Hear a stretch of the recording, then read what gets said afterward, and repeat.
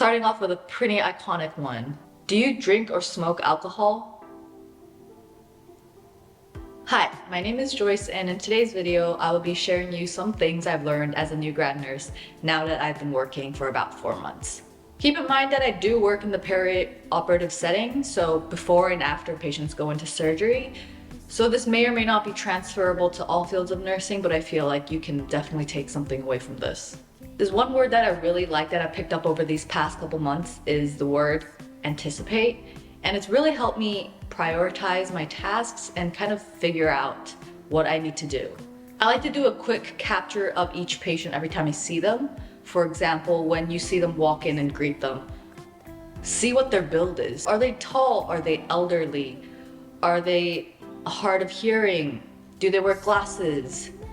Stuff like that. A quick glance like this helps you plan your care for them later on when you do help check them in. Let's say if you need to help them to the toilet, can they walk on their own? Are they independent, or do they need a walking aid? Every time you need to do something or greet a patient, just think anticipate.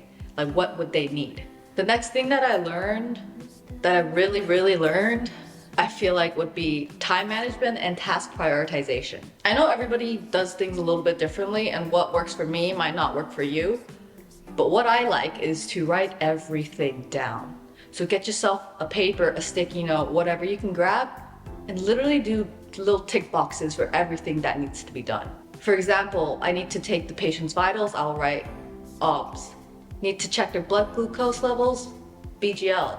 Need to give them Panadol. So on my paper, you'll see a list of check boxes, and after I complete everything, I'll just tick it off. I know that nothing can fit in this pea-sized brain of mine, especially when you have more than one patient and competing priorities and people asking you for different things all at the same time.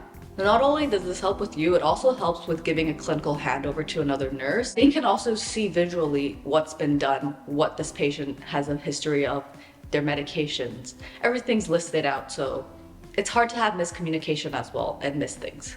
Another point in terms of task prioritization is what can you do all in one go? Especially for cases where you need to check the patient in under half an hour, sometimes even under 15 minutes. You don't want to be wasting time going back and forth, doing repetitive things that you could have done all in one go. For example, if I need to grab a couple things when I leave the patient bedside, I plan my route and see what I can grab on the way over and on the way back. So you're not making multiple trips. That's how you get your steps in every day, but you're also wasting a lot of time. In another instance, what I like to do when checking patients in and taking their history is I try to cluster my questions if possible. You know how sometimes you do a little bit of small talk when you're greeting patients? Casually slip in, when was the last time you had something to eat? And then I would also follow up with, oh, do you take any regular medications? Oh, so that's when you had your last sip of water. Just from this 3 sentences or questions prompting the patients, I've gathered 3 main points that I need for my pre-op checklist that I already have down and I don't need to ask again.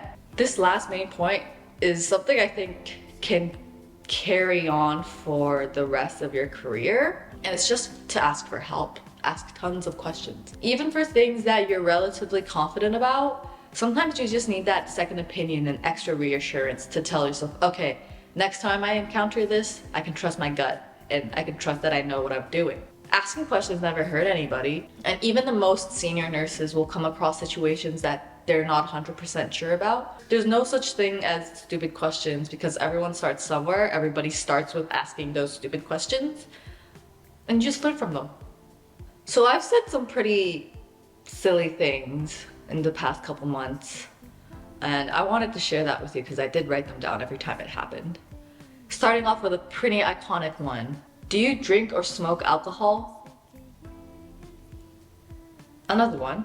I said a patient only has 1 gallbladder because they had a history of a gallbladder removal, when in fact you can only have 1 gallbladder. It's kidneys that you can have 2 of, but you can only have 1 gallbladder. And this one I kind of felt a little bit bad about. So a patient had a PEG tube in and is on TPN, so they can't have solid foods. And I asked them, when was the last time you had solid food? To which they responded, it's been a while. And that's it for me, guys.